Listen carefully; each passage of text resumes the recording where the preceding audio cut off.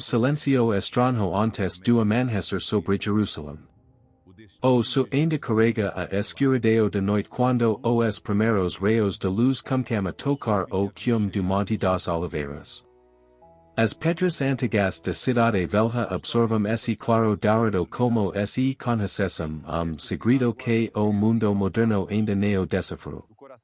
Algum lugar entre essas ruínas milenares e os corredores de poder de Washington, existe uma linha invisível que conecta o presente e o passado, uma linha trocada não por diplomatas ou Eugene Rice, mas por profetas que viveram mais de 2000 anos atrás. A pergunta que ecoa hoje nos círculos de estudo bíblico, nas universidades de teologia e nos ministérios espalhados pelo mundo é simples, mas carregada de peso imenso, o que os escritos sagrados dizem sobre a nação mais poderosa da terra moderna. O que a Bíblia revela sobre o destino dos Estados Unidos da América. Esse não é exercício de especulação vazia. É uma jornada a través dos textos mais antigos da humanidade, uma travessia pelos corredores da história e um reflexo sobre como estudiosos ao longo dos séculos tentaram compreender o papel das grandes potências no cenário profético descrito pelas escrituras. Para entender essa questão, precisamos voltar muito antes de 1776, muito antes de fundação das três colônias, muito antes de qualquer mapa que conhecemos hoje. Precisamos voltar ao tempo que profeta chamado Isaías caminhava pelas ruas de Jerusalém e ditava palavras que afirmava ter recebido do próprio Deus. O vento do deserto carrega poeira sobre as ruínas de antigas cidades. Algum lugar nessa paisagem arida, entre o Nilo e o Eufrates, os impérios nasciam e moriam como ondas no oceano. O Egito tinha dominado o mundo durante milênios. A Assíria havia conquistado nações inteiras e deportado povos. A Babilônia se erguia no horizonte como a próxima grande força a moldar o destino da humanidade. E nesse contexto de poder e queda, de grandeza e ruína, Isaías escrevia sobre algo que transcendia qualquer império que seus olhos poderiam ver. No capítulo 18 do livro de Isaías, existe texto que tem entregado estudiosos por séculos. O profeta fala de uma terra além dos rios de Etiópia, uma terra cujo povo envia mensageiros pelo mar embarcados de juncos sobre as águas, uma nação poderosa e dominante, cujo território é atravessado por rios, uma terra de povo alto e de pele lisa, temido de todos os lugares. O texto continua com uma descrição de influência dessa nação sobre outras, e entre outros uma virada surpreendente, chamado a essa terra para que observe o que está acontecendo no mundo. Durante séculos, comentaristas bíblicos associaram essa passagem à Etiópia ou ao Egito Antigo. Mas grupo significativo de estudiosos modernos, particularmente a partir do século XIX, começou a propor uma leitura diferente. Para eles, a descrição de Isaías encaixava de forma surpreendente numa nação que sequer existia na época que o profeta escreveu, uma nação surgida além dos oceanos, poderosa, temida, cujos mensageiros cruzavam os mares, cujo território era dividido por grandes rios, e cujo povo exercia uma influência global sem precedentes. Mas há elemento nessa interpretação que vai além de simples correspondências geográficas. Há uma dimensão espiritual que os estudiosos proféticos não ignoram. A luz agora cobra inteiramente o Monte das Oliveiras. As ruas de Jerusalém começam a despertar. Algum lugar, estudioso abra manuscrito antigo e comica a ler. Daniel era jovem quando foi levado cativo para a Babilônia.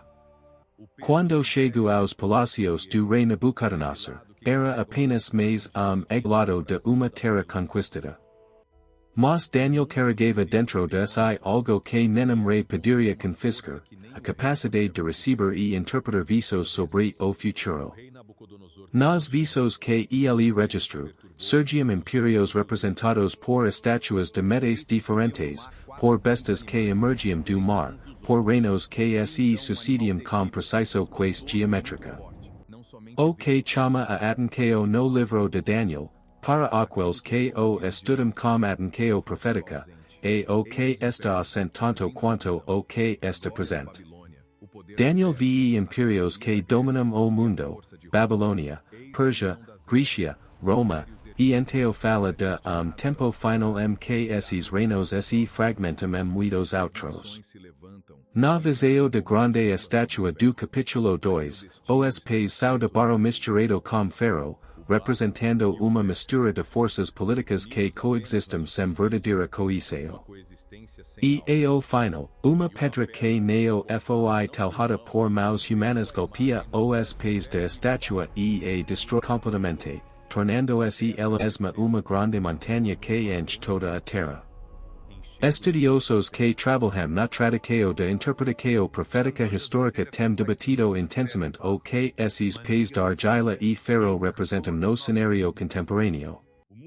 Alguns veem na fragmentação política do Ocidente moderno, nas tensões entre democracias e autocracias, na instabilidade das alianças globais, reflexo daquilo que Daniel descreveu como uma mistura que neo-se assim como o ferro neo-se mistura com a argila. E nesse cenário, onde encaixaria a nação mais poderosa do mundo moderno? A resposta neo é simples, e qualquer pensador honesto reconhecerá que há múltiplas tradições interpretativas. Mas o que é fascinante é que estudiosos de diferentes escolas teológicas chegam, por caminhos distintos, a reflexos semelhantes sobre o papel de grande potência ocidental no mosaico profético. Há uma narrativa que percorre boa parte do pensamento profético evangélico americano desde o século XIX. É a ideia de que os Estados Unidos ocupam papel único na história providencial, que sua fundação, seu crescimento, seu poder e sua relação com Israel não serão acidentes históricos, mas parte de desenvolver.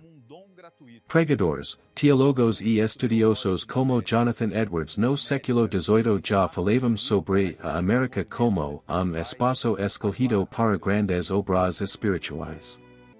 Charles Finney, Dwight L. Moody, e dezenas de outros avivamentistas instruíram sobre essa fundação uma teologia de missão americana que molda profundamente a forma como milhões de pessoas nos Estados Unidos entendem seu país no contexto bíblico.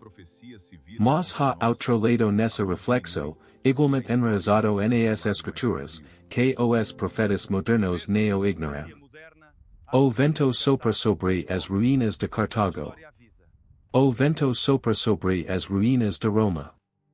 O vento sopra sobre os restos de todos os impérios que acreditarão ser eternos. Ezequiel, que profetizou durante o exílio babilônico, tinha palavras duras para as nações que se erguiam orgulho. No capítulo 28, ele usou Tiro, a grande cidade comercial e marítima de seu tempo, a potência econômica do Mediterrâneo, como símbolo de algo mais profundo. Tiro era descrita como perfeita em beleza, situada no coração dos mares, enriquecida pelo comércio de todas as nações. E então vinha o juízo, não apenas político ou humildade, mas espiritual, porque o coração de Tiro tinha se enorgulhado de sua própria riqueza e sabedoria. Estudiosos que aplicam esses textos ao cenário contemporâneo apontam para a linguagem dos impérios comerciais. Tiro era a potência comercial do mundo antigo, assim como nações que exercem esse papel no mundo moderno. E o que Ezequiel diz sobre Tiro não era apenas história, era tipologia, padrão que se repete na história humana quando uma nação constrói sua identidade sobre a riqueza e o poder sem reconhecer o fundamento espiritual sobre o qual sua prosperidade foi edificada. Aqui que a análise profética sobre os Estados Unidos fica mais complexa e mais provocadora. Por décadas, pregadores e estudiosos como Derek Prince, John Hagee, David Wilkerson e outros têm alertado que há padrão bíblico de nações que recebem grandes benqueios espirituais e prosperidade, e que quando essas nações se afastam dos princípios que as fundamentam, entram num ciclo de declínio descrito com linguagem quase idêntica nos textos proféticos. O livro de Deuteronômio, no famoso capítulo 28, descreve com detalhe impressionante tanto as benqueios que vêm da obediência quanto as consequências do afastamento, e os que conhecem esse texto reconhecem nele não apenas história antiga, mas princípio universal que os profetas aplicarão repetidamente às nações de seu tempo. David Wilkerson, fundador do Times Square Church Nova York, passou décadas proclamando visos que tinha recebido sobre julgamento sobre as grandes cidades e sobre a nação americana. Suas mensagens, gravadas livros como A Visão, publicado originalmente em 1974, descreve colapsos econômicos, convulsos sociais e grande sacudir das estruturas sobre as que a sociedade ocidental havia sido construída.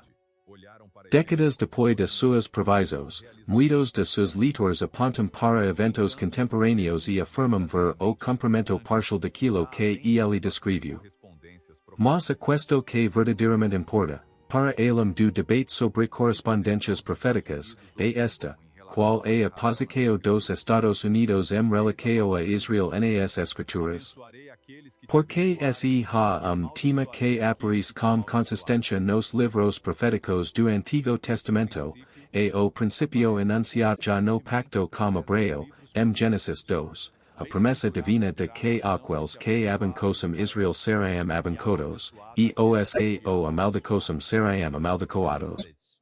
Para os estudiosos de profecia bíblica, esse princípio não é metáfora. É uma lei espiritual que eles afirmam poder rastrear através da história das nações que se envolverão com o povo de Israel. A história dos Estados Unidos e Israel é longa e complexa. Quando a ONU vota pela criação do Estado de Israel em 1947, os Estados Unidos foram instrumentais no processo diplomático.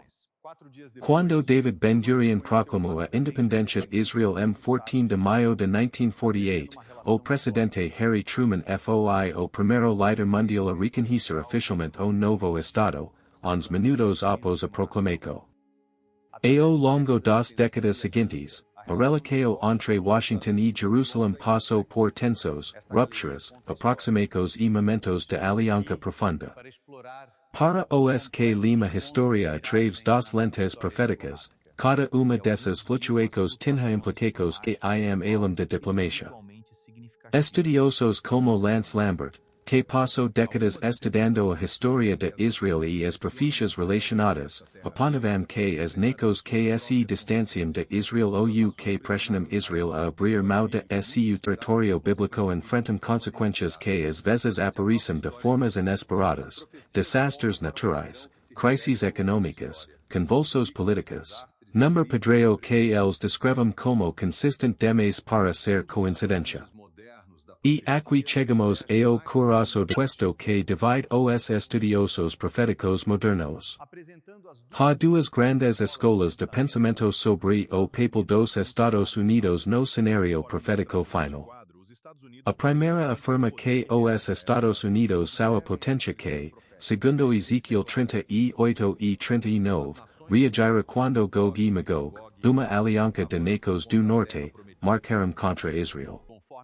A linguagem do texto, onde nações jovens protestam contra o ataque a Israel, é interpretada por alguns como referência a nações novas no cenário histórico, em contraste com as nações antigas do Oriente Médio. Nessa leitura, os Estados Unidos ainda terão papel partido a desempenhar em relação a Israel nos eventos finais. A segunda escola de pensamento é mais sombria. Ella aponta para o silencio profético, o feito de que nenhum texto bíblico parece descrever claramente uma grande potência ocidental como a principal nas guerras finas descritas por Ezequiel, Daniel e Apocalipse. Para esses estudiosos, o silencio é ele mesmo uma mensagem, seria possível que, nos eventos finais, a grande potência que hoje domina o cenário mundial já não estivesse em posição de exercer sua influência global. Que algo, seja colapso econômico, uma crise política, evento espiritual como o que os cristãos chamam de arrebatamento, ou uma combinação de forças, houvesse reduzido seu papel no palco mundial. É uma questão que os estudiosos sobrios colocam sem pretender ter a resposta definitiva. E é exatamente essa tensão que torna o tema tão poderoso e tão relevante para qualquer geração que se encontra vivendo num momento de grande incerteza histórica. As sombras começam a se estender sobre Jerusalém novamente. O dia está terminando. As pedras antigas guardam seus segredos. E em algum lugar, entre as páginas amareladas de manuscrito e as telas iluminadas de mundo digital, profeta antigo ainda fala. Ha texto no livro de Habacuc que poucos conhecem com a profundidade que merece. O profeta estava perturbado com o que via ao seu redor, corrupção, injustiça, violência, e clamava a Deus por resposta. A resposta que recebeu foi desconcertante. Deus estava levantando os babilônios, uma nação feroz e impetuosa, para ser instrumento de juízo. Habacuc ficou atordoado. Como poderia Deus justo usar uma nação mais perversa para julgar uma nação menos perversa? E a resposta final do texto é uma das mais poderosas de toda a literatura profética, escriva Viseu, torna a clara nas tabuas, para que a possam ler correndo. Porque a Viseu ainda está para tempo marcado, apressando-se para o fim, e neo felhara. Se tardar, espera por ela, porque certamente virá, neo tardara. Essa linguagem, a Viseu para tempo marcado, a certeza do cumprimento, é o fundamento sobre o qual toda a interpretação profética repousa. Neo é sobre sensacionalismo. Neo é sobre datas ou cálculos. É sobre a convicção de que a história tem uma derico, que existe outra por trás dos eventos que parecem caóticos, e que as palavras escritas pelos profetas homilíneos carregam uma relevância que não se apaga com o passar do tempo. Para aqueles que estudam a profecia bíblica a partir desse fundamento, a questão do destino dos Estados Unidos não é separada da questão mais ampla do destino de todas as nações humanas. Toda nação, todo império, toda civilização enfrenta o mesmo dilema fundamental que as escrituras descrevem repetidamente, o dilema entre a confiança no próprio poder e a confiança numa realidade que transcende o poder humano. O que torna o momento atual particularmente fascinante para os estudiosos proféticos é a convergência de elementos que os textos antigos descreviam como característicos dos últimos tempos, o retorno de Israel a sua terra, a geopolítica do Oriente Médio, o papel da antiga Pérsia que hoje é o Ira, a tensão em torno de Jerusalém como o centro de disputas globais. E agora, a posição de potências ocidentais no mundo que está se reorganizando de formas que os analistas políticos descrevem como uma mudança de era. Quando o profeta Zacarias, no capítulo 2, descreve Jerusalém como uma toca de trem para todos os povos ao redor e uma pedra pesada para todos os povos, e ele estava usando imagens que seus contemporâneos entendiam, mas estava descrevendo algo que seria perfeitamente familiar a qualquer observador do Oriente Médio no século XXI. Jerusalém permanece, milênios depois, o ponto de maior tensão geopolítica do planeta. E as nações que se envolvem com essa cidade, seja para protegê-la ou para disputá-la, continuum sendo moldadas por forças que veio além de simples estratégia política. Nesse contexto, o reflexo sobre o papel dos Estados Unidos nas profecias bíblicas não é apenas exercício teológico. É uma janela para uma questão mais profunda sobre a natureza do poder, da responsabilidade e do destino das nações que receberam grande influência e grande prosperidade. A Bíblia não é manual de ciência política. Não é livro de provisões numéricas ou código secreto que pode ser decifrado para revelar datas e nomes. É, antes de qualquer coisa, uma narrativa sobre a relação entre o humano e o divino, sobre como as escalas das nações e dos indivíduos moldam trajetórias que têm consequências muito além do que os olhos humanos conseguem ver. E é precisamente por isso que, ao final dessa reflexão sobre o que a Bíblia poderia revelar sobre o destino dos Estados Unidos, a pergunta mais honesta não é geopolítica. Não é sobre qual país sobreviverá ou qual declinará.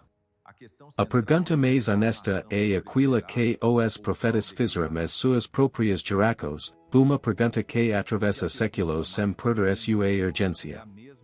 Qual é a base sobre a qual construmos? Porque os mesmos textos que falam sobre o declínio das nações orgulhosas também falam sobre a renovação que vem quando povo retorna ao fundamento. O mesmo Ezequiel que profetizou sobre julgamento também descreveu veio de ossos secos que voltava à vida. O mesmo Isaías que anuncia calamidade sobre nações que se afastaram do caminho também escreveu sobre uma restauração que excedia qualquer coisa que a história havia visto. A luz está desaparecendo sobre Jerusalém. As estrelas começam a aparecer sobre o Monte das Oliveiras. Algum lugar nessa cidade que é o centro do mapa profético de todas as tradições abrâmicas, pedras antigas guardam a memória de impérios que acreditarão ser eternos e forampa.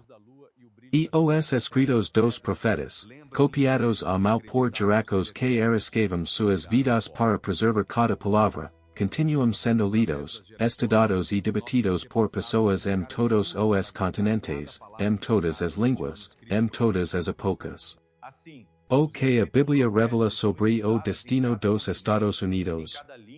Talvez a resposta mais completa seja aquela que os próprios profetas darão, não uma data, não nome, não cenário geopolítico preciso, mas princípio que se repite através de cada página de sua narrativa, que o destino de qualquer nação não está escrito em pedra por determinismo histórico, mas emerge das escalas que o povo faz, das prioridades que adota, dos fundamentos sobre os que decide construir.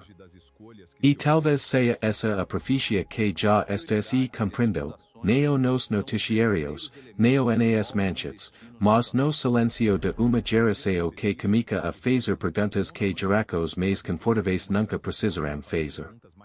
O vento passa sobre Jerusalém. As pedras antigas permanecem.